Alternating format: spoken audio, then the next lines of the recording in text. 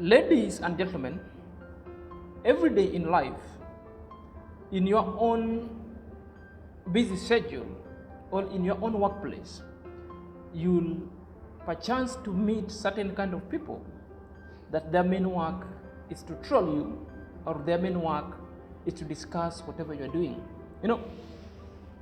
At workplace, it should be the relationship should be that one of employer and employer, or employee and employer, or you are basically colleagues. But it takes somebody certain kind or certain amount of hatred to always want to bully you, or to always want to speak things that are so detrimental to your own image going forward. Other people, their work is to parrot. Their work is just to hornbill other people, making unnecessary noise where isn't required. These people are everywhere, and that one is to say or to mean, so long as you're at your workplace and you are shining, your stars are shining, and you are doing some kind of recommendable job, in whatever work location you are, or in whatever kind of things you do best, and your stars are shining, people will have to talk and to demean you to a certain aspect of proportionality. Reason being, they are worried with your success. Reason being, they cannot take it, they cannot stomach your performance, because maybe you will be appraised so highly than them, and the promotion is on the offing. You might be the next leader, or you might be the next on the promotion list. So this is what is sending chills down their spine. Let me tell you one story. People will talk whether you are an angel, whether you are a celeb. People will always have another perspective story of you, even you yourself doesn't know. So allow them to talk always. But the best thing, do the listening, or act unbothered and do your fellow things. So the story I wanted to tell you herein, it is a story that at one point got me at my work location. I was trolled, I was spat on, and at the end, I will tell you what happened to me, or what happened with that kind of a story. So for this moment, if you are coming across this channel for the very first time, kindly please take a second or two to click the subscribe button, click the notification button, so whenever I upload a new video, YouTube shall notify you for the first time. For my returning subscriber and loyal subscriber, thank you very much for having supported me up to this level. Continue watching my videos, and your support is highly appreciated. May God bless you. Let's meet after the break.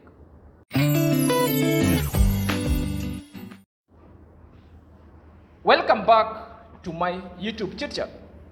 My name is Zack.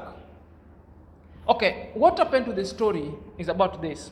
It was my first employment, though under contract, a 5-year term, long contract. Immediately after my college, so direct to an employment. No, before employment, I used just to volunteer within the same organization. Either. And because of my performance that they could see, and my demeanor gave me a limelight and a chance to be given a 5-year contract to work as a field officer. So what happened? It was a non-governmental organization. So what happened? People sometimes are very crazy. So my first day at work, and it was the first day that I was supposed to be given an orientation, but it happened the supervisor, who was under my department within the outreach and field, had been in certain kind of paternal leave. So when I reported on duty, the team leader took me around and give me some kind of orientation. It was thorough orientation, I know, because I was within the system, though as a volunteer or as a locum staff. I nearly knew almost 90 to 99% of the work that are being done there. Maybe I needed some kind of fine-tuning here and there. So when I went there, I thought I knew people, because the way we used to relate with them, they were so fine. Kumbe, there are other finer details, other finer characters that sometimes when I was there, an errand boy, as a local boy, as a volunteer, there are some other things I couldn't unearth. There is more within these offices that your eyes could tell, unless you're within the hosepipe, is when you could easily tell who is who with their basic demeanor. So what happened that when I started working here and there, then people get to notice who is this, because I was good in writing reports, of which I wrote several kind of reports. And people were liking it. Are you there? What happened again? Now people started asking me, have you met Mr. So-and-so? I don't want to call his name over here because I need to protect, because I'm telling you a true story that happened. I don't want to disclose this person's demeanor, because it will be a misdemeanor, It's something that happened a long time ago. So I said, no, but who is this guy? He said, this guy, though I knew the guy whom they were talking about, but these are the character, his real attributes and the characters. I didn't know to that level. Because people were saying, you have to be given, don't start doing this unless Mr. So-and-so tells you or orders so. So I was like, I've already been given an orientation. I do not need anybody's permission to do my work, because it's my work now. At the end of the week, I need to write a weekly report. And this report must be approved by the team leader, because the team leader will now assume the position of supervisory role when the main supervisor is in his paternal leave. So people used to tell, you are doing this, when this guy comes, he will question you a lot. Then I said, okay, let me do my part, write your report, compile them. When he comes, I tell you, when he comes, he will get them from the team leader. So people used to talk about this guy, that this guy need to take you through some other orientation that all of us pass through, that you also must pass through. So some people were telling me these things verbally. They were very happy. So at the level of my mind, I went, because I was so curious why everybody is talking about somebody who is on leave, who must be giving me some kind of specific orientation that I don't understand, that is not documented in my job description or in the company policy. What is it? Then, as a disturbed man, and my curiosity rose, I started doing some kind of investigation, silently. So I met this young lady.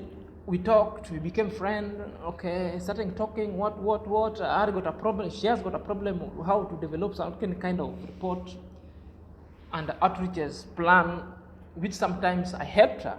Then from that time, we were so open with each other. She started telling me the character of everybody there, the traits. Then that's when I was told the real man and what was awaiting me. I said, well, let me wait and I will see. I know how to handle most kind of insult. The lady told me that the guy these people talking about, he is an abuser. The guy treats people with utmost contempt. The guy ordering people left and right and treats people as his errand subversive guys. So I talked to myself, or I said to myself, well, let me wait that day to approach. Then I will get to know, because I don't want to believe more. I'll just have maybe having certain kind of clue. So whenever I'm going to approach this guy, I know what awaits me, or how I will handle him there with everything that he exuded going forward. So when the day came, I reported to my desk, I planned for my outreach, had my field staff ready, then I was supposed to go on other spot check around. So when I was in this office, nobody talked to me. I greeted somebody. Other staffs responded, except him, he never. Until I signed off going to field. After 1 hour reaching the field, receiving a strange call, somebody's ordering me, who am I, where I am, that I didn't report to work. Then ask him, who am I talking to, candidly? So from that point of note, it was abuse to abuse. It was contempt after contempt. And it was insult after insult. Somebody ordering you like a child, like a toddler. Where are you? People are in office. You've gone. I simply just asked him, I was in office. I punched, because we used to punch with our fingerprints, we call it the biometrics. So you are calling me, I'm already in the field. What's wrong? Because at this time, most of the time, you're calling me at 10 a.m. or I'm already in the field. In the office, we're supposed to report by 8 o'clock. I was there by 7:30. No, you're supposed to report whenever report before you go to field. You see me. I say, mister, I don't know you. I'm very sorry. Secondly, I've been there for almost 2 weeks. Haven't seen you. And I've been under the team leader so and so. So if you are the supervisor, kindly please, I'm sorry, I don't know you. So my sorry was only pegged to, like, for example, I didn't know him for the first time. So the man simply went straight away to insult me and ordering me that he gives me 30 minutes. I go back. So what happened? I continued walking around on the field, then I make sure every process within the field activity that's going forth to continue. Then what I ordered, I took a motorcycle back to the office. So when I went to the office, I was read a riot act before orientation. So I stood there for almost 30 minutes to 40 minutes, being read a riot act, somebody demeaning me and my potential. All other things were said. To the best of my knowledge, something told me now it's getting too much. I need to record. So I put my phone on a recording mode. So instead of him giving me an orientation, this guy turned me to be his errand boy. He turned me to be to his secretary, to be sent here and there, come here, go this way. I was like his office messenger. I'm a field officer, my friend. So until such a point, it reached a point, I couldn't take it anymore. I told him, you're supposed to give me an orientation. Orientation cannot even take more than 1 hour. So I've been here with you for a period of 2 hours. The kind of orientation you're giving to me, you've turned me to be an office messenger. I'm not. So everything escalated at top notch. The guy called me several names. Are you there? The guy even referred me to be stupid and called me rubbish. All these were recorded on my phone. So, and even chased me away. Get out of my office. So I got out. Then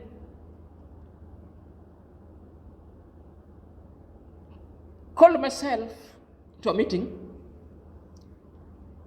About 5 minutes, just reflecting what has just happened.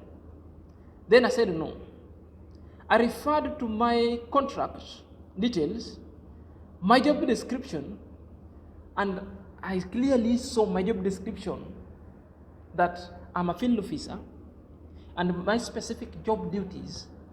There is nowhere that I'm supposed to be an office messenger. Are you there? Then I said, no. Then I said, this is a kind of thing that I need to go and clarify with him, or not him, the departmental manager, or the field coordinator. So the best thing, what happened, I went and told him,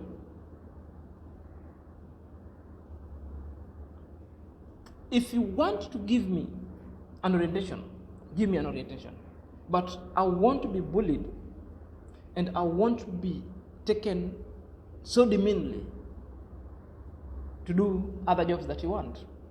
I know my job plus my qualification, and I know everything. And I even also reminded him that your job description as a supervisor is not to insult people, and your job is not to shout at each people. Are you there? You can do anything that is prescribed or prescribed by your job description herein, but you cannot insult a person of me. Are you there? So what happened then? We went way off. I decided I should not even give this guy an ear. That one, after I've gone to the field coordinator advised me to ignore him. I just report to him. I do whatever that team leader told me. So we were running parallel.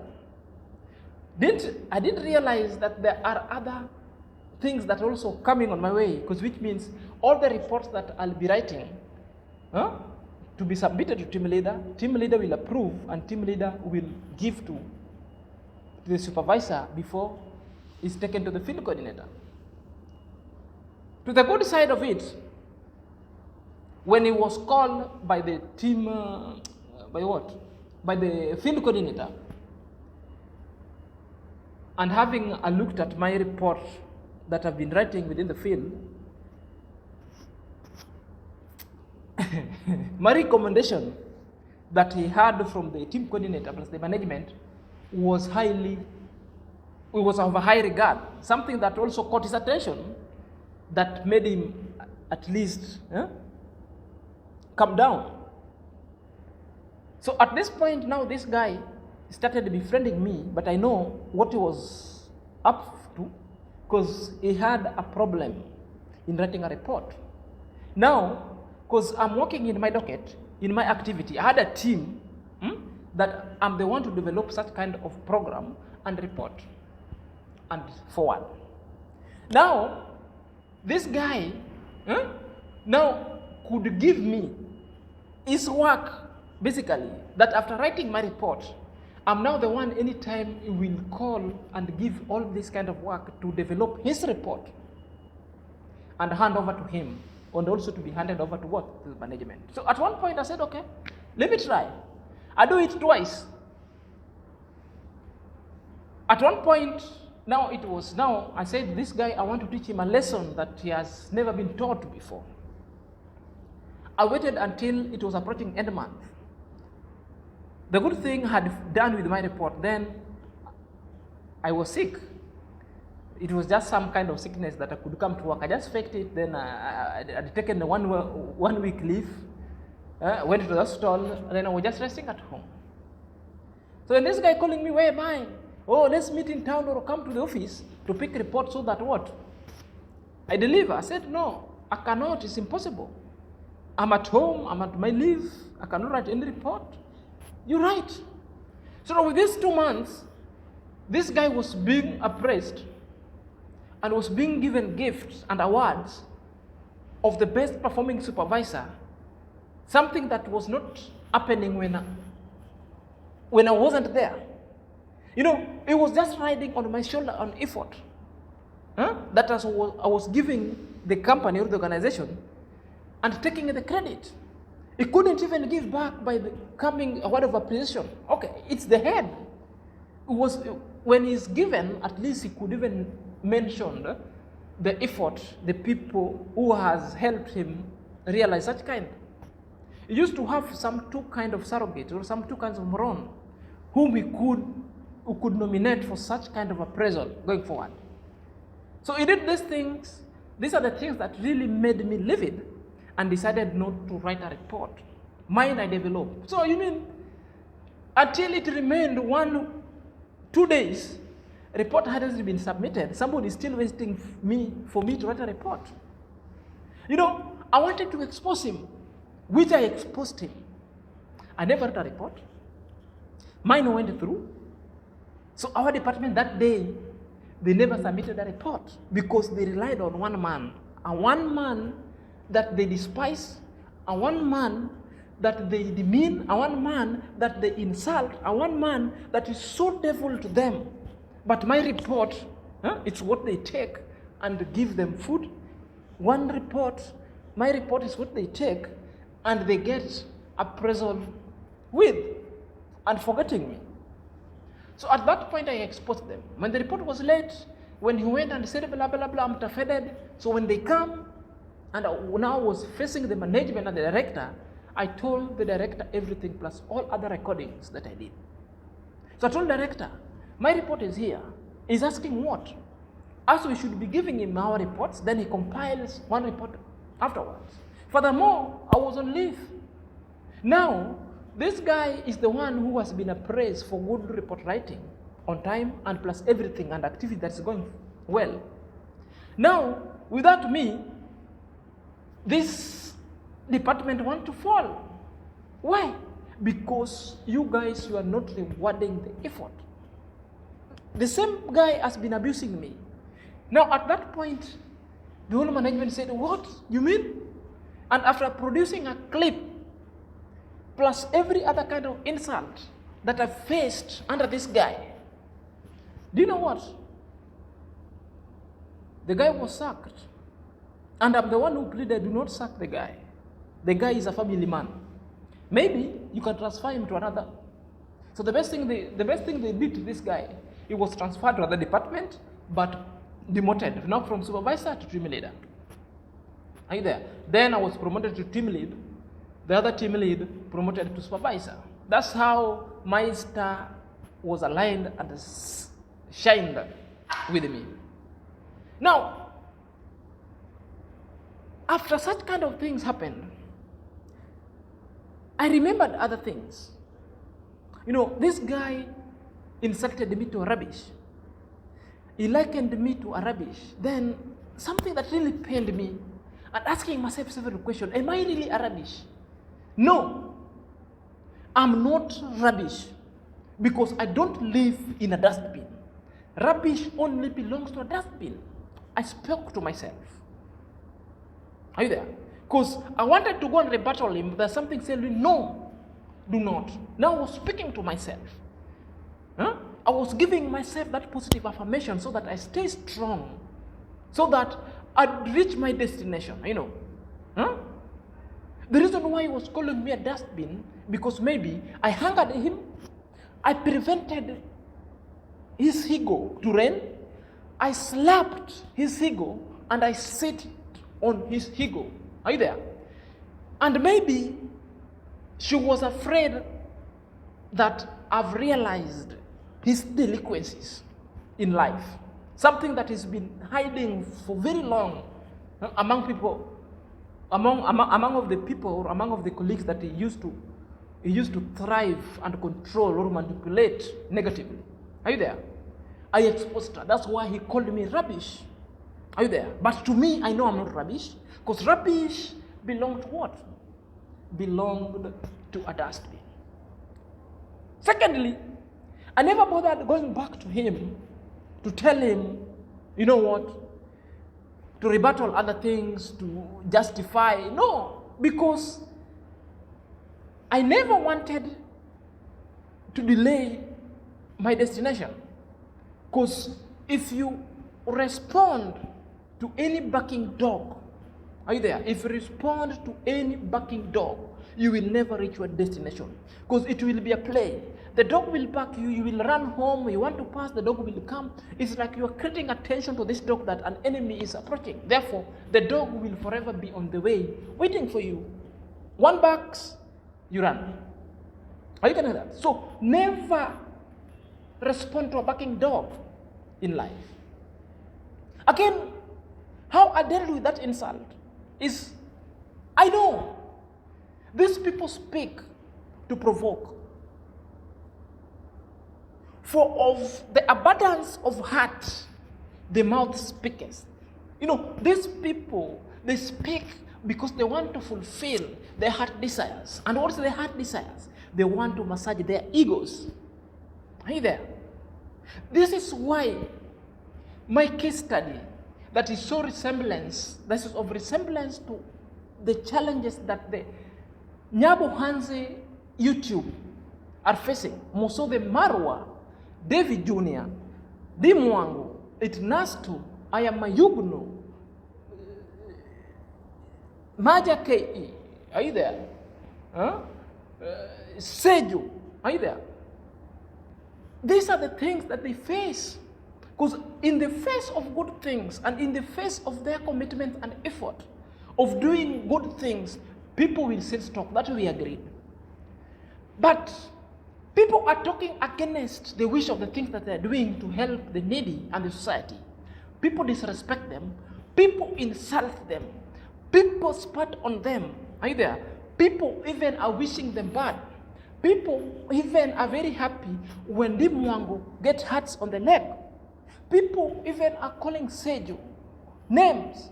People are even happy when Seju lost an unborn child. Are you there? People are even happy when Ayamarwa had a disagreement with Ivan.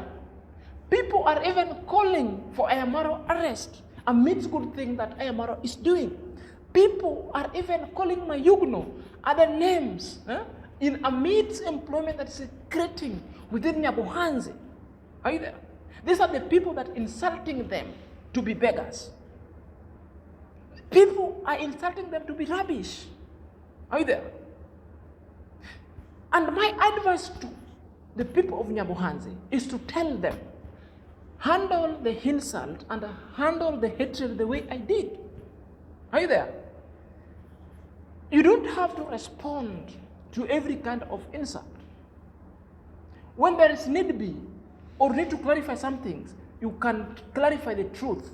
But responding to a shot fired sometimes won't do you good. The best way you can do when they call you rubbish, tell yourself the way I told myself. Handle it. That after all, you are not what they are calling you. You know your destiny.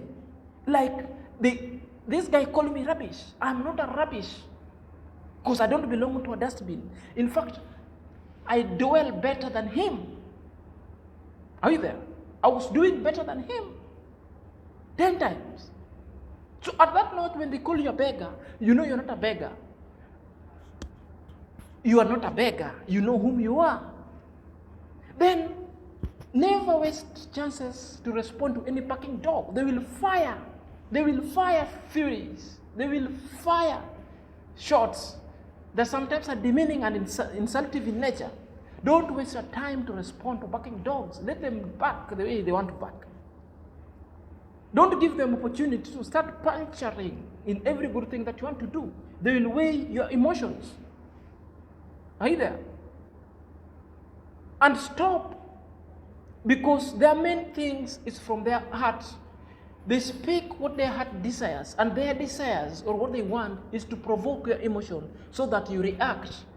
What they want is your reaction so that they create a story out of it. Story that will suit their narration going forward. Story for their next content. Are you there? Because for the abundance of hearts, the mouth speaketh. What they speak is venom. They have got a sapic mind and a sapic tongue to always tarnish names and tarnish your character trait and assassinate it all together. Are we together? So the best thing, don't bother. Keep on your trajectory. Are you there? Your destination is your project now. Your destination is to deal, is to achieve and bring the community together and always to help the needy. Are you there? Your destination is always to leave Nyabohanse a better place than you found it. Your destination is always positive vibes and positive affirmation and good life going together. And your destination is always to put for us a good content over there to always entertain us and to always learn with. And we've learned very many things from your content going forward. So my rally on call is to desist. Leave that kind of work to us. As positive reactor, we'll put them to their spot. We'll put them to where they belong. With those few remarks, may God bless you. Kindly please, for those who are watching my channel and you don't subscribe, that's the only way you can support me, by subscribing. Please subscribe to my channel. Right now, I'm at 361 subs. Imagine I need 1,000 subs to start creating some serious content. This one is so serious, but I just want to give you some kind of enthusiastic kind of content of a lifetime. I have more to offer, but support me in return, because I need to give you good content. In return, support me by watching my videos en masse, and support me by subscribing. Kindly, guys, subscribe now. Subscribe to my channel, and always comment and like, to always create that algorithm to always recommend my channel to other people. Otherwise, let me don't interfere with the position of enjoying the flamboyancy of your being.